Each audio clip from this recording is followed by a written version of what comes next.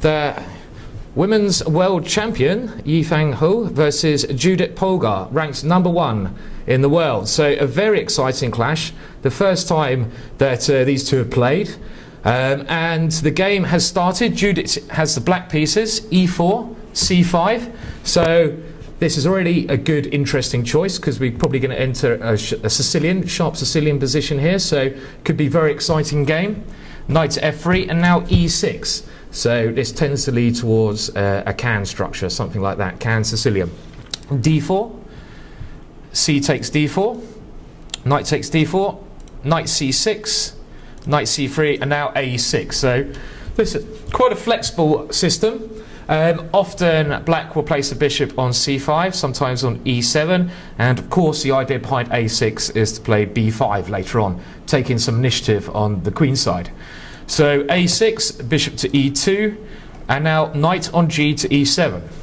So I'm not sure if this is the main line or one of the main lines here, but one of the ideas often when black places the knight on this e7 square is to capture on d4 and then put this knight on c6. So trying to take control of some dark squares in the centre of the board. I will just see if we had any more moves. Nope. White is thinking about her next option here. So interesting start to the game. Interesting Sicilian there. So it could be some fireworks going on there, I think. So was a variation pioneered by Mark Taimanov. Right. The knight g7. Okay, right. But certainly in the family of the Kahn and the Paulson, a lot of transpositions possible. I used to play this myself. Okay, with success? Well, unless when I got mated in 20 moves, but... That always happens when you play Sicilian. Checkmate in 20 moves is just one of the learning processes you go through when you play Sicilian. It's happened to the best of them. So, we had a Taimanov, Sicilian, Judit's black against Yifan. Bishop to e2, knight g7. So the idea to take on d4 and go knight c6, or to play knight to g6 here. Bishop to f4. So knight to g6 was played, gaining a tempo. Now bishop to d6. So white is aiming to get a slight advantage, a slight edge with this bishop to d6 move. Be no big advantage here, but a hold on d6 is a very pleasant thing to have. So Judith's gone for the exchange and just played queen to e7. Okay, and let's have a... well, white has control of d6, but black has a good pawn formation in the centre and some play along the b file later on. So you have the world ladies champion, Yifan versus Judit Polgar, ranked #1 in the list.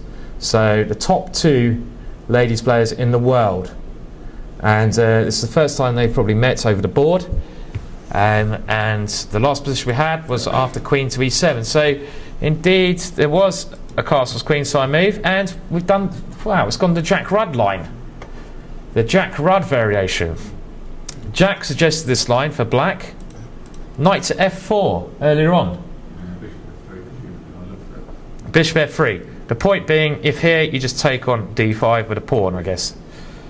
And then, yeah, king takes, king here, pawn takes here. Rook's on pre, bishop's on pre. So bishop to f3, rook to b8, and now knight to d5 probably is a threat, so rook back to d2. And, okay. Well, black would love to play d5 here at the right moment, because otherwise white's going to have time to play g3 and start... I mean, if white's given a move, let's say, I don't know, I'm just going to make a move for black, then probably something like g3 and knight goes back, and then rook back to d6 is unpleasant. Knight to e5, just bishop to e2, and you've got this fawn on d6 on your side. You might be able to get rid of it with knight to f7, but it just seems a bit passive. So after rook back, d5 would be the logical choice. #1 and #2 playing against each other, so very interesting to see what happens here. And Yifan has the white pieces, which you know, obviously gives you an advantage with the white pieces, and she'd be really trying to win this game. I mean, imagine if you beat Judit, so it's a great coup, especially as your world champion. You want to prove you're the best in the world. Okay, so we'll just go over the last couple. Rook to b8, rook here, g5 was played. Nice positional move, because Now, if the knight ever goes back to g6 and e5, it's less likely to get hit by f4. So it takes control of the king side, some squares. Knight to a4. With the idea of maybe going to c5. Maybe b3 and it's going to come, and c4 even. c4, maybe that's the idea. c4, that's probably more like it. Trying to get control, stop black from playing this d5 move. c4 looks like a good option. This a pawn could be weak. Quite in the balance this game, but maybe white has something very small. g5, so this is Yifan versus Judit. And g5 was the last move. Knight to a4 was, and now d5. If black doesn't play d5 now, white might have time to play c4, stopping it altogether. So d5, g3, kicking the knight away. Rook to e1. Similar idea suggested before, to take here and use the pin. King to f6. This idea we've seen on a number of occasions. Bishop h5.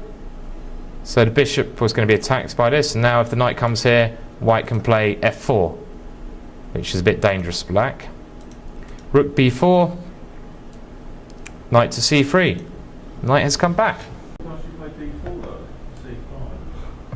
Okay, so if d4, can we go here, check? If d4, I might go e5. Knight takes, knight e4, check. Maybe. And d4 has been played. Typical. d4 has been played. Wow. Wow. Judith's obviously going to see e5. It's not a move she's going to miss. e5 check.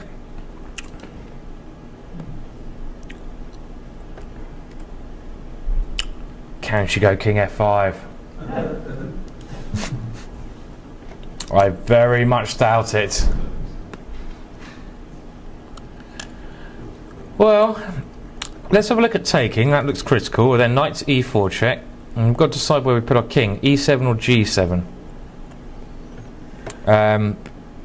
Is there a big difference between the two squares? I'm not sure there is. Okay, let's go for king g7. And then knight takes a g5. Hitting the knight with this knight. f6 looks a little bit dangerous. Well, probably f4 at worst, but maybe knight takes e6 as well. Interesting. Yeah, might. He's played e5. He's played e5, okay. So, as expected, white has played e5 here. This is really turning into an exciting clash, isn't it, between the top two lady players in the world. Very interesting clash here. I mean, it's getting little tactical skirmishes here. Looks like any result is possible still in this game. It could go any way. Black has a nice pawn formation, but white has some tactical chances here. Let's have a look. So knight takes knight e4, king g7.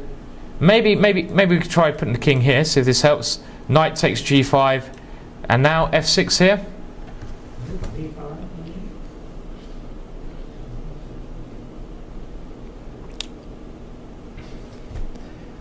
It's all to play for. All to play for in this position. Yeah. I wonder what the computer thinks of this position, because it's going to clear up quite soon, I'd imagine, after e5. So I think we'll come back when that game's cleared up a bit, when they finish this little tactical battle they've had, and we'll see how the position's been resolved. Now, back to Mamedyarov versus Neji. Let's have a look. Okay, well, the clash between Yifan and Judit. It looked like Judit had gone horribly wrong. Time situation at the moment in this. Both got about 12 minutes left, so not any serious pressure on their time. And it looked like a position around here. White's just a pawn up for very little. Bishop to f3 was suggested, but f4 was played. Rook b5. King f6. Well, it is a pawn. It is a pawn. Maybe Judith's got some compensation with the d pawn, but it's still a pawn. Bishop f3, c5, a4, and exchange of pawns, b3, bishop to e4. Current position. Safe pawn up for white. White is a safe pawn up, and Judith's going to be extremely unhappy with herself to have reached this position. She didn't need to go down this line, and I think white's just going to go and win this game. As well as being a pawn up, black has so many pawn weaknesses. 4 pawn islands.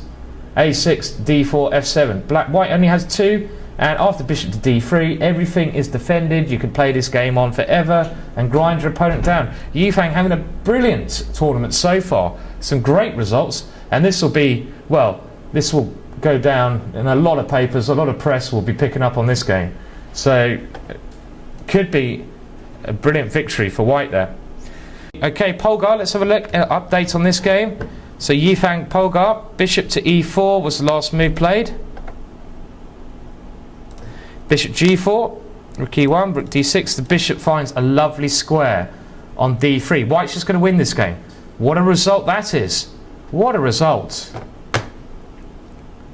The women's world champion against the top women's player in the world, never played before, struggled to see who's really, you know, could be the top women player. But okay, Judit is still 100 points higher than Yifan, but it would be a great result for white if white can win. White is a pawn up, and it seems like a very safe pawn to me. This has happened, bishop e6, king d2. This is a position you can grind all day. Grind all day long. Horrible to defend. Too many pawns weak.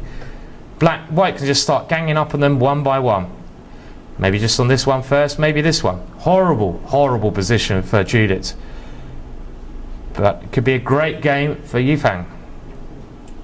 The other exciting counter we've had today has been between the ladies' world champion and the top female player in the world. So we have Yifan Hu versus Judit Polgar, and it looked like Judit was in a lot of trouble. And indeed, let's just get to the final position before we take a quick break there.